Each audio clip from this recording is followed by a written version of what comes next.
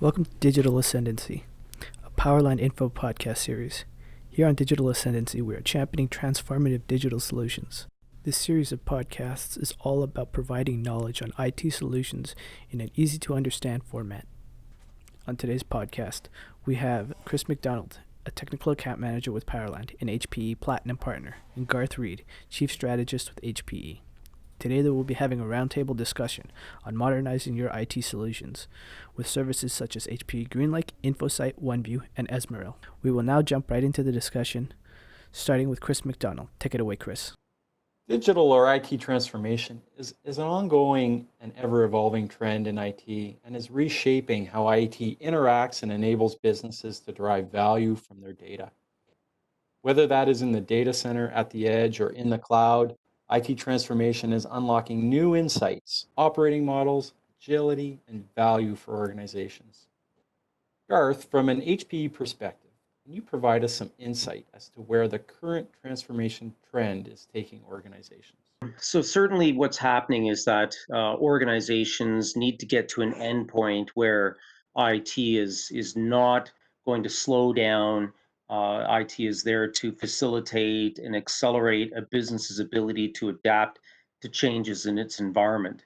And so that's really the goal here. And that transformation trend, and if we're talking about a motion that takes applications from a standard mode or a standard operating mode to a microservices approach or a refactored approach or a cloud native approach.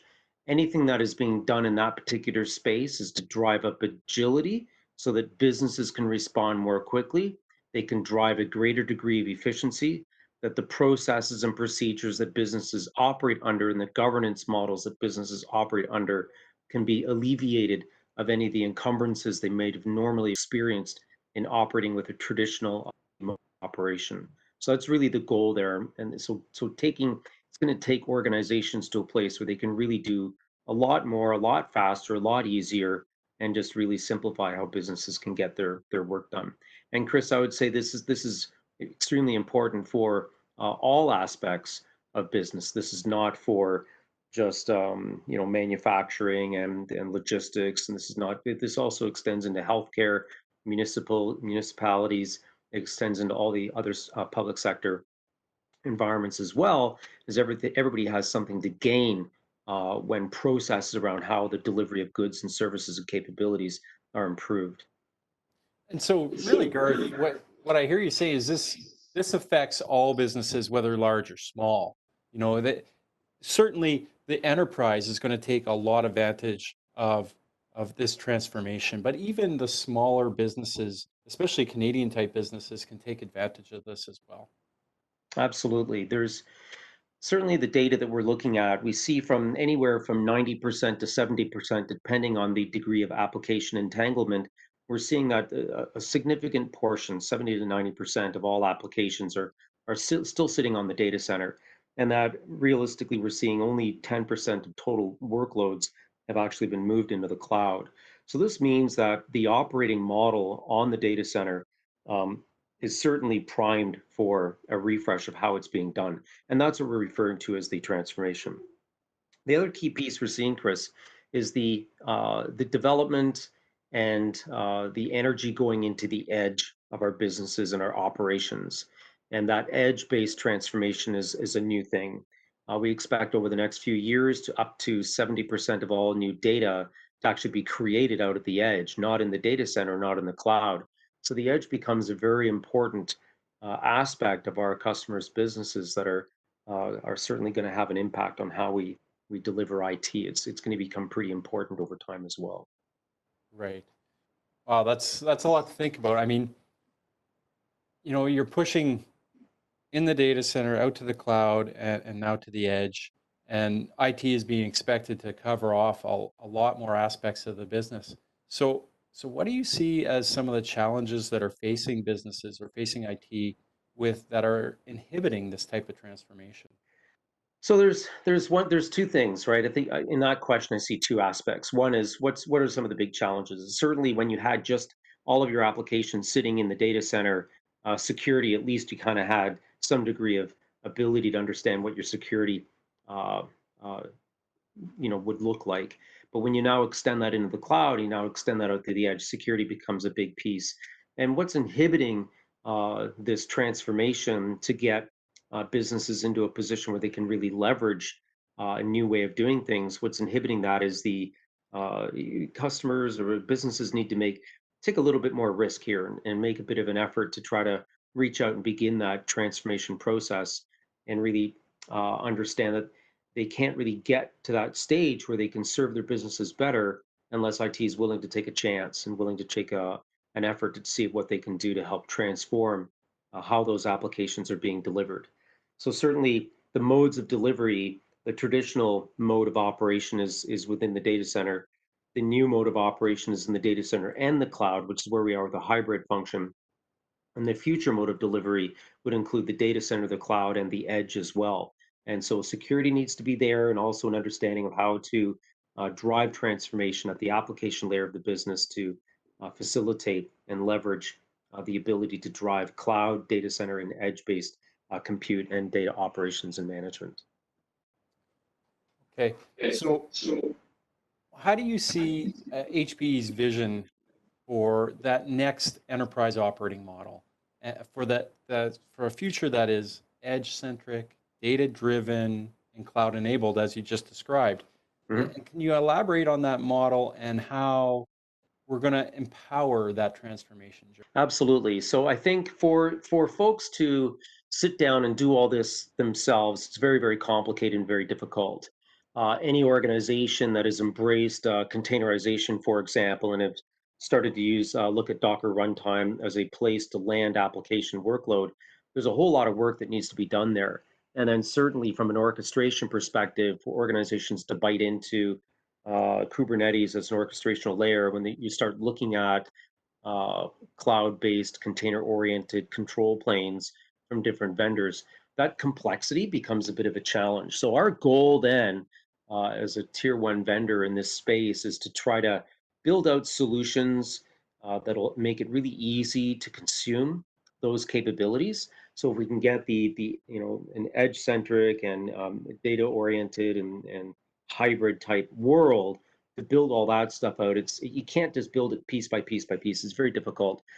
So being able to package the capabilities into more of a consumable appliance type strategy is certainly a goal of Hewlett Packard Enterprise. And the endpoint there is to really build out solutions and capabilities and simply make it easy for our customers to put in capabilities on the floor and execute and not have a huge amount of time and energy and development effort to get it there. Right. So would you say that for most organizations, finding that right tool set and skill set to really enable the agility within a business to transform and to then provide that value to the line of business or in line of business within an organization, those capabilities or finding those right tools and software packages, hardware solutions is very difficult. So how can HPE help with that transformation in that sense? And what kind of tools are they bringing to bear to enable our customers to be able to leverage this new transformation model? Right. So I think the example would be we will take, for example, we will build out appliances around machine learning operations management. We'll build out appliances that drive out a data fabric to connect all of the disparate sources of data across the enterprise into a single platform to be used to pull data in for analytics. We're certainly looking at and have delivered our own container platform to make it really easy for our customers to deliver on a container strategy so that customers don't have to go and build this stuff on their own. It's already been built for them. And it's simply a matter of procuring that, putting it into production and getting it up and running, and then pointing the data scientists at it, the AI folks, the ML folks, and building out an ML operational model as well, and an AI ops to facilitate that, and leveraging our capabilities that we get through our HPE OneView and through platforms like our HPE InfoSight. So that's really what our initiative is to build out a series of appliances to really make it easy to deploy these next range of technologies. And that just removes the complexity, and by removing the complexity, we're reducing risk and we're reducing cost. And it's simply by virtue of taking what the customers required in order to get that transformation to go. Here is the tool sets, here are the packages, here are the platforms, here are the solutions to make that happen. So that's what we're building out today. Right. So we know that, we have the traditional data center. We know we have the cloud operating model. We know we have hybrid. And again, bringing those capabilities together is a difficult challenge. So within HPE's portfolio, how are we addressing that as an overall strategy, or to coin another term, a cloud operating model? Right. So a cloud operating model is really a function of selecting a control plane to give you that private on-prem cloud experience. And there's a few different vendors that are providing that capability. We provide a chunk of that capability through our Esmeralda container platform. And we'll talk a little bit about that later. But any of these control planes, it's really about the level of integration that can be provided from the physical infrastructure into the control plane. So in that context, if an IT organization selects a specific control plane, it's our ability to integrate into that. And in that, we're actually talking about our composability, and that's our physical infrastructure's ability to simply make requests of the infrastructure for the hardware resources. And this allows any of those control planes to simply lay down application workload into essentially what is a virtual hardware stack using our composable capability. So that's really a key piece here, is that the goal in any of these environments are to get to a serverless type of operational model where simply developers and applications can beckon infrastructure, beckon resources, and the underlying infrastructure, the server storage networking sitting underneath it, needs to simply be automated in the way it stands up and gets delivered. And this really fits nicely with a cloud-based or an on-prem cloud-based strategy. And later for customers that are adopting and getting into the container type strategy, it fits very well for that. So the ability to spin up and run a stack of applications, deploy those containers, get the resources up and running, support that application environment, run it in that runtime mode for a period of time. And when it's finished, it can be collapsed. We have all the persistence from a storage perspective, which allows us to reconstitute and rebuild that container environment in the event that somebody requests the same service again. So in this context, that hardware layer that we have is fully flexible, and we refer to that as a composability. And it ties directly into any of the control planes people want to use in order to drive out their private on-prem cloud, their hybrid cloud, and now we're also seeing an edge cloud as well. And this is the context around being able to place resources out at the edge of a business, but treat them in a cloud-like manner as well. So that's kind of what we're getting with the HPE stack, is all of that server storage networking capability that we've got in our franchise is highly plasticized with respect to the requirements of the control plane sitting above it. And that means we can do anything we want at the application layer, and we can make the hardware respond appropriately in very, very low amounts of time. So very, very high frequency response to the demands of the application. And that can be done on a virtual context, so for virtualization, and it's also there to be done from a containerization perspective as well. So it's regardless of what mode of operation you're in, bare metal, virtualized workloads, or containerized workloads, we've got that ability to support that from an infrastructure perspective. So this really, we think about that term DevOps, where developers and operations are now coming together as a single team to be able to drive these services through a software-defined infrastructure. And really, this transformation is an extension of that, as I see it, where we're now extending that out, not just in the software-defined data center, but as you say, into that hybrid cloud or that software-defined edge environment. So from a business perspective, as we're now consuming some of these new services and we're adopting some of these new strategies, how do we keep these costs in line? we're typically used to these CapEx type acquisitions. And within the cloud, we have this very much an OpEx type of operating model. And we're never quite sure about where our costs are in that model. So how can we address that from an HPE perspective? Yeah, absolutely. So this is an incredible area of transformation. This financial model is really it just offers up so much. So let's watch what happens here.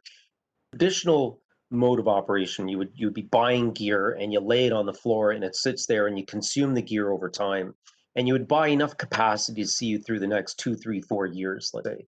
Well, you and I know what happens to that technology over the course of 12 months, 18 months, 24 months, 36 months, 48 months. The actual technology itself gets slower relative to today's capabilities. So if you looked at the 32 core, 64 core, 128 core CPUs that are available today, you would say, well, I bought stuff 3 or 4 years ago, but it was only capable of so much processing power. So there's this decrementation, there's this drop in capability or drop in value of the hardware that starts occurring the moment it's deployed onto the floor. So this is a bit of a challenge, right? Is that you're buying stuff and then it's A, depreciating, and B, the technology itself is becoming aged, and this happens quite quickly within 12 months of buying a server or a storage product. New SSDs have come out, new DIMMs have come out, new higher core density CPUs are released into the marketplace. All this happens within 12 months, within 18 months, within 24 months, you see this huge change. So that you couple that issue, right, which is the decline of the power of the physical infrastructure over time, which is rather relatively rapid, and you have the depreciation cost as well. This stuff isn't worth as much as it was when you bought it. Combine that with a global desire to shift into a subscription-based economy. So where people, where businesses, where operators are getting used to the context of paying for what they're using, paying while they go, and that's what we get in cloud. That's what you're consuming AWS services or Azure services or GCP services. You would say, well, I'm going to pay for what I use, and yet on the data center floor, you've prepaid for 3 or 4 years. It's possible that we size the storage system so that you may never have used all the capacity that was on the floor, and you've got to end of life on the platform. And this is not a very good economic model. So certainly with Hewlett Packard Enterprise, it is our fundamental goal and tenet in today's game is to really shift everything into a consumption experience. So we've got over the next couple of years, we will convert all of our offerings into a consumption model. And we certainly have a large chunk of our portfolio that's available today, Chris, in a consumption model. So this is the context around the right amount of gear to do the amount of work required, making sure that you can you can go up and make, we've got a little bit more gear than you need at all times, so you can burst up, deliver that all on-prem, and create a private cloud experience with a public cloud type financial operating model. And this really dovetails nicely with the expectations of businesses because they're consuming a lot of SaaS-based services today. So if you looked at what you're doing with Salesforce, and if you looked at what you're doing with Workday, and looked at those consumption models, businesses are saying, well, I'm paying for what I'm using as I go along here. I don't have to capitalize. I don't have to build out a Salesforce infrastructure or a Workday infrastructure on my CRM side of my business or on my HR human resources management platforms. And so really we can deliver this across all the applications. And we do that by laying it in with what we call our HPE Greenlake, which is our consumption services enabled capabilities, Chris. So that's really very, very exciting to look at this and say, stop overbuying, stop capitalizing, stop bringing tons of gear on the floor and letting it sit there idle for years before you get to it, and just let us put the right amount of gear on the floor, right? And it supports your business today, and we'll manage the refresh. We'll manage to make sure it's up and running. We'll manage the availability. You'll always have capacity, and it's always on demand, and you pay for what you use, and you've got that variable billing capability too. So that's truly, this is a transformative type thing, and it happens to be a financial based approach here, not necessarily a technological one. So yeah, well, that's a great point, Garth. I mean, we look at around the world today, and we have all these disruptive type of organizations. You take the Ubers, the Skip the Dishes, the Just Eats, and they've disrupted various industries because they've changed the model. And so what I see here is HPE is actually changing the model from an IT consumption perspective, and that we've already expanded on composability. We've expanded on AI and ML with InfoSight. We've expanded on this software-defined infrastructure and composability with HPE OneView. Now we're tying in GreenLake that gives us this consumption model where it allows our customers and their IT departments to be able to focus on the things that actually make the business money, as opposed to the care and feeding of physical hardware and assets that, as you say, are depreciating from day one. They're losing value after day one. So, Correct. this is really unique. As I see it, this is really unique in the industry. It seems to me that HPE is really at the forefront of this trend in IT. Is that fair to say? Absolutely. I would say that we would love to see our customers on the IT side spending more time on their applications and less time on their physical infrastructure. We believe in 2020 that the infrastructure can mostly manage it itself, and we're certainly there to facilitate that with our GreenLake consumption capability. That it just becomes, you simply would request based on the amount of transactions, data volume, throughput, your OLTP, OLAP requirements, size based on that, deliver the infrastructure, and then allow the infrastructure to be managed. And then, Chris, really what I would like to see is people spending more time on the application side of their business. I know it's absolutely fascinating for our customers when they can look at something like a platform like ServiceNow, and they can see everything that's going on in their environment. The beautiful thing about a platform like ServiceNow is our ability to integrate up into it. So now we can see and have visibility at a global scale or a regional, or just, even for smaller operations, we can see within our local area here that we've got application availability. And when there's a compromise, being able to drill down into a particular NIC or a volume or some other aspect of our physical infrastructure. So being instrumenting that is really important, and we're seeing that kind of significance around the application management is becoming more important over time. So certainly freeing up our customers' availability to go and spend more time on things like ServiceNow or Dynatrace or App Dynamics or Datadog or New Relic or Splunk or any of these platforms that are doing these analytics on the application side of our customers' business to reveal what's going on inside the businesses themselves and reveal what's going on inside the applications. I think that's really where customers would probably want to spend more time versus being concerned about adding another shelf to a storage array or looking at their synergy box and saying, when do I need to add a new frame and things like that. That is probably not the best use of time. And that's something that can be certainly that you and I, from a partner and vendor perspective, that's for us to help manage that. And the customer should really be focusing and spending their energy on the application side of their business and getting really good at that. And that extends into how you kind of set the frame for the conversation was around the DevOps piece, or I would refer to that as the DevSecOps, right? Including security in that DevOps environment. But customers looking to drive out a DevOps, that is a new mode, right? That allows customers to say, well, I want to be able to transition from dev to production. I want to do this as quickly as possible. I want as little errors as possible. I'd like to have a security there as well, so that I know when I ship from dev to production, that everything's been qualified from a security perspective as well. I'll shine a little light on that. We have a platform that we've acquired and brought into Hewlett Packard Enterprise, and it provides for what's called SPIFFE, which is an identity management platform.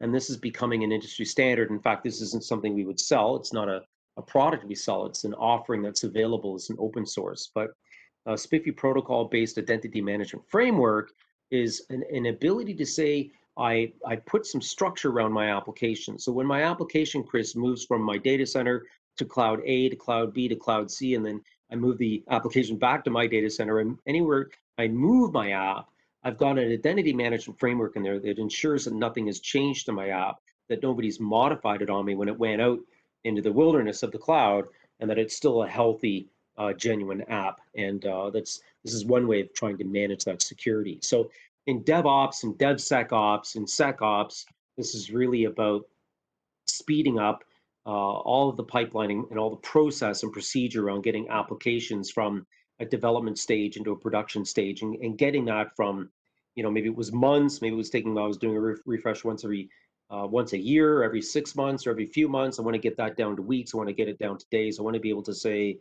can I, as a business, make a change in my business and transmit that change into my software, my applications that are running my business? How quickly can I do that? And how do I drive that value back to my end customers and other users of my services and my goods? And so that's really that goal, right? IT's job here, and from HPE's perspective, is to really simplify the delivery of all of those capabilities, to make it really easy to deploy, get them up and running, and drive value around those capabilities as quickly and easily as possible. So it's risk reduction, cost reduction, tightening up the timelines, and just getting it done faster and easier. It's a daunting task for most organizations, right? And I think it's a good strategy for most organizations to really want to try to find an organization that they can partner with and that has a good strategy in these areas to move forward. Um, there's, as much as we like to believe we're all experts in all areas of IT, we know that we're not. And we need strong, proven partners like HPE and Powerland to be able to come along and help us drive towards this transformation strategy in the software-defined world that we live in as it stands right now. Garth, you've given us a lot to think about. Is there anything else that, as almost a closing message, that you might like to say for on this topic? Sure. I think, Chris, for any customer that's willing to take the risk and is willing to step up and identify this transformation as an opportunity to improve the quality of service that they're bringing back to their businesses.